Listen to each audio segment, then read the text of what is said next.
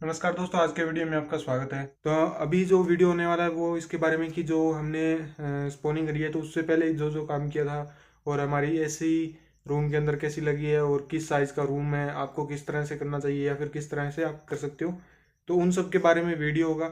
और आपको थोड़ी बहुत कैलकुलेशन करके बताऊँगा कि कितने बड़े रूम में सबसे ज़्यादा यही क्वेश्चन आते हैं कि हमारे पास एक रूम है तो उसमें कितने बैग आ सकते हैं। तो ये आपको एक आइडिया दे दूंगा कि इस साइज के रूम में आप कितने बैग लगा सकते हो या फिर अगर बेड लगा रहे हो तो कितने वजन में जो कंपोस्ट है वो आ सकती है। तो सबसे पहले शुरुआत करते हैं कि हमारा ये रूम का साइज़ क्या है।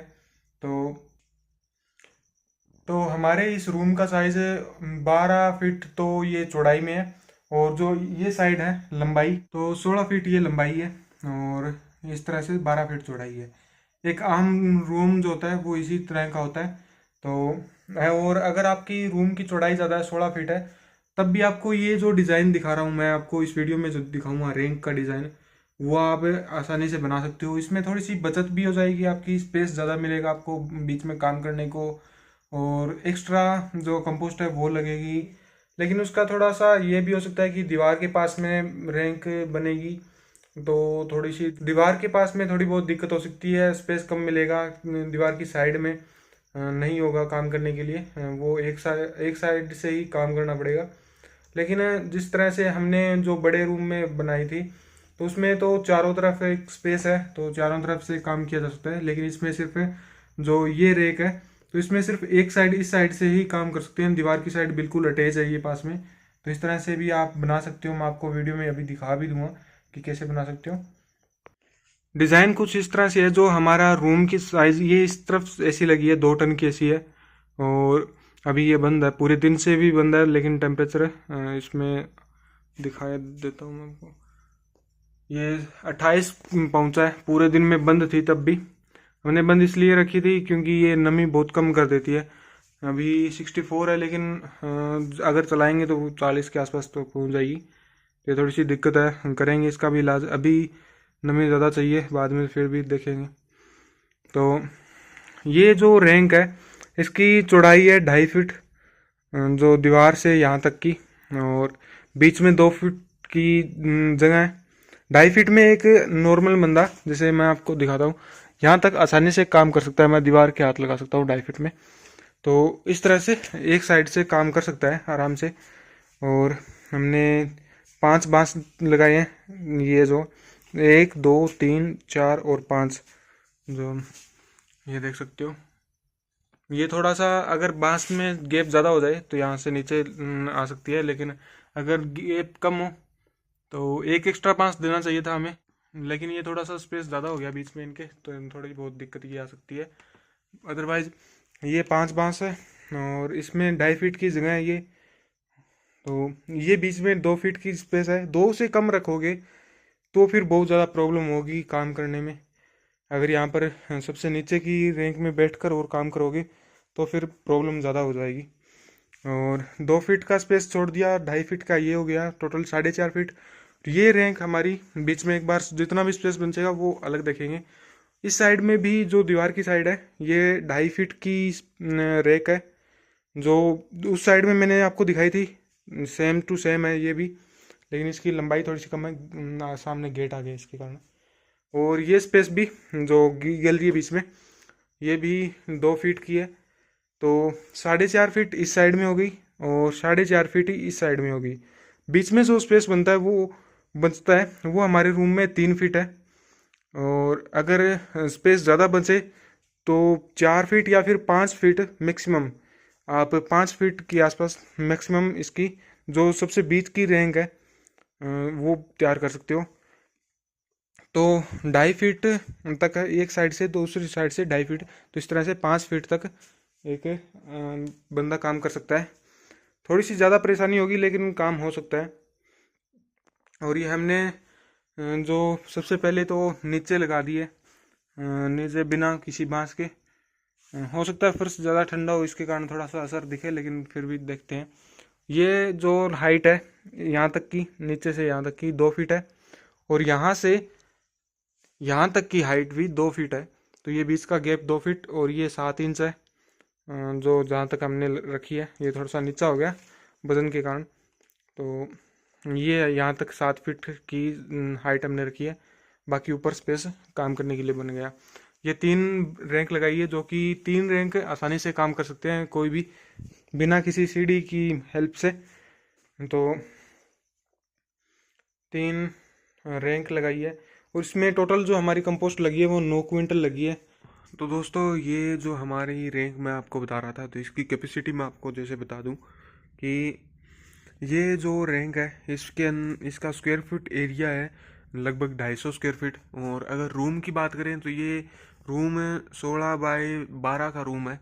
जैसे ये चौड़ाई जो है ये इसकी 12 है और जो लंबाई है वो 16 फीट है। तो इसमें जो रूम का स्क्वायर फीट एरिया है वो तो है कुछ 200 स्क्वायर फीट, लेकिन अगर जब हम रैंक बनाते हैं तो ये रैंक का जो एरिया है वो कवर हो जाता है 250 स्क्वायर फीट। 250 स्क्वायर फीट के अंदर हमने 9 क्विंटल कंपोस्ट लगा दी, जो 6 इंच की हाइट में रखी है हमने। तो 9 क्विंटल कंपोस्ट को अगर हम 250 स्क्वायर फीट में डिवाइड करें तो आपको जैसे मैं बता देता हूँ कितना एरिया आता है। ये 250 स्क्वायर फीट मैंने कैलकुलेशन की थोड़ी बहुत, तो 264 900 kg, 264, तो ये कुछ इतना वज़न आता है अगर हम लगाते हैं। तो जैसे एक स्क्वायर फीट में अगर हम कंपोस्ट लगाते हैं तो उसके अंदर हमारी 3.5 kg कंपोस्ट आती है, जो कि square by square 1 square feet का एरिया हो गया। तो उसके हिसाब से आप भी कैलकुलेशन कर सकते हो कि आपके अगर रूम का एरिया कितना है और आप किस तरह से जो बना रहे हो रैंक वगैरह, तो उसका एरिया कितना होगा, उसके हिसाब से आप कंपोस्ट भी जो कैलकुलेशन कर सकते हो। जैसे ये तो हो गया कि आप रैंक वगैरह लगाते हो, सीधा बेड सिस्टम लगाते हो, उसमें 1 स्क्वायर बाय स्क्वायर में 3 kg कंपोस्ट आपकी आएगी, 3.5 kg, 3.4 kg, 3 किलो और 400 ग्राम आएगी। तो ये आपका एक सीधा सा कैलकुलेशन हो गया। लेकिन अगर आप बैग लगाते हो तो उसमें थोड़ा सा अलग सिस्टम हो जाता है। जैसे ये 11 फीट का एरिया है, 11 फीट लंबाई है, तो एक 11 फीट लंबाई के अंदर 8 बैग आएंगे। एक बैग के लिए 1.5 बाई 1.5 का एरिया चाहिए। तो जैसे ये 2.5 फीट की चौड़ाई में है और 11 फीट की लंबाई में है, तो लंबाई में इसमें 8 बैग आएंगे और चौड़ाई में अगर 3 फीट होते तो अच्छे से 2 बैग आ जाते। तो लेकिन फिर भी 2.5 फीट में भी आ जाएंगे 2 बैग, आसानी से आ जाएंगे। तो 2.5 फीट में दो दो लाइनें आ जाएंगी और लंबाई इसकी 11 फीट है, तो इसमें 8 बैग आ जाएंगे एक लाइन में। तो एक जो बेड है, जैसे मैं बता रहा हूँ कि ये जो बेड है दीवार की साइड का 2.5 फीट वाली की साइड का, तो इसके अंदर 16 बैग आ जाएंगे एक के अंदर। तो इस तरह की 6 रैंक है हमारे पास। जैसे एक ये हो गई, 2 नीचे 3 और 3 ही उस साइड में है 2.5 फीट की, तो वो उसमें 96 बैग आ जाते हैं, 96-95 बैग आ जाते हैं। और साथ में ये हमारी 11 फीट लंबाई में और 3 फीट चौड़ाई में है। तो इसमें भी अगर ये 4 फीट की होती तो इसमें 3 लाइनें आ जाती, लेकिन अगर हम इसमें भी 3 लाइनें ही, जैसे मान लो कि हम 4 फीट कर लेंगे इसकी जो चौड़ाई है वो, तो उसके बाद इसमें 3 लाइनें आ जाएंगी 8-8 बैग की। तो इसमें 24 बैग आ जाएंगे एक बेड के अंदर। जैसे ये एक बेड है तो इसमें 24 बैग आ जाएंगे, और ये 3 बेड है हमारे पास, तो इसमें 72 बैग आ जाएंगे और 96 बैग हमारे पास पहले से थे। तो 168 के आसपास बैग होते हैं। और तो एक मोटा मोटा एक आइडिया आपको बता दूं कि अगर 250 स्क्वायर फीट का एरिया आप रैंक का कवर कर रहे हैं, या फिर एक 250 स्क्वायर फीट का एरिया आपके रूम के फर्श का है, उस फर्श के ऊपर भी 150 बैग के आसपास आ जाएंगे, 150 बैग आ जाएंगे उस फर्श के ऊपर। और थोड़ी बहुत जगह भी 150, जैसे मैं कम बता रहा हूँ आपको, 18 बैग कम बता रहा हूँ, तो उसकी आसपास में चलने की जगह हो जाएगी रूम की। और अगर आप इस तरह से कवर कर रहे हो, रैंक बना रहे हो, तीन तीन सबसे बेस्ट रैंक है।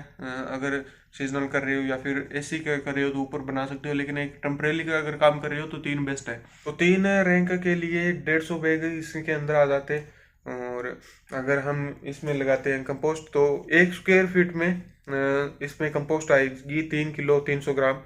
तो ये आपको डिटेल देनी थी। और एसी के बारे में थोड़ी सी कितने यूनिट वगैरह लेती है तो इतना मुझे अभी नॉलेज नहीं है, लेकिन फिर भी मैं आपको हम जो पूरी थोड़ी बहुत डाटा कलेक्ट करके और फिर दिखाऊंगा। तो एसी के बारे में एक नेक्स्ट वीडियो में थोड़ा बहुत और जल्दी बताऊंगा, कितनी यूनिट वगैरह निकालती है, कितना लोड लेती है, तो वो सब भी बताने वाला है। तो वो जल्दी नेक्स्ट वीडियो में आ जाएगा। तो ये रैंक के बारे में था। और हमने लेयर स्पॉनिंग करी है तो उसका भी वीडियो नेक्स्ट वीडियो उसका भी आ जाएगा। और होपफुली इस वीडियो में इतना ही था कि कितनी हमारी रूम की कैपेसिटी है और किस तरह से हमने बनाया है। और ये जो बांस लगाए हैं ये हमने जो हमारे पास एक्स्ट्रा पड़ा था तो स्पोर्ट के लिए लगा दिया, जैसे इस तरह से एक ही लगाया है। और भी हमने सेफ्टी रखी है, जैसे इस साइड में जो ये दीवार है तो इसके पूरे बांस अड़ा पूरे सटाकर लगा दिए हैं ताकि ये आगे पीछे ना हो।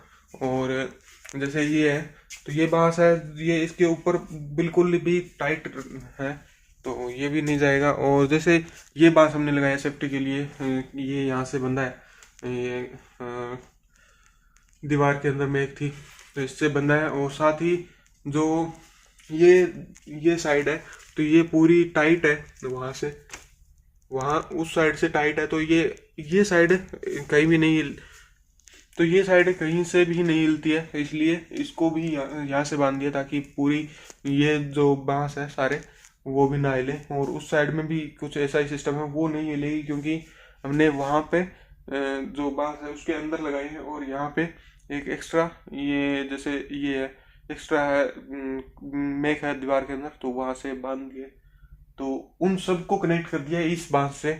तो अगर ये बीच की हिलती है तो ये साइड की इसको बचाएगी हिलने से।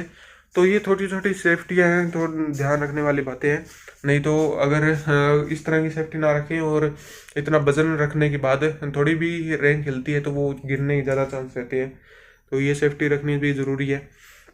और इसके अलावा जो भी थोड़ा बहुत और डिटेल अगर होगी तो मैं नेक्स्ट वीडियोस में बनाता रहूँगा। और ये बीच में थोड़ा सा गैप ज़्यादा हो गया था, 6-7 दिन हो गए वीडियो नहीं आई, तो इसलिए थोड़ा बहुत आपको डिटेल दी है। और समरी में यही है कि हमने 9 क्विंटल कंपोस्ट इसके अंदर लगाई है। 1 फीट एरिया के अंदर 3 किलो और 400 ग्राम के आसपास तक कंपोस्ट आ जाती है। और साथ ही अगर 3.5 किलो के आसपास तक कंपोस्ट आ जाती है। साथ ही अगर बैग लगाते हैं तो 1.5 स्क्वायर फीट का एरिया हमें एक बैग के लिए चाहिए। एक आइडियल बैग इसके अंदर आ जाता है। तो 200 स्क्वायर फीट का रूम है, इसके अंदर आराम से 150 बैग आ जाते हैं। जैसे ये 250 स्क्वायर फीट अगर रैंक कवर करते हैं तब है रैंक का एरिया।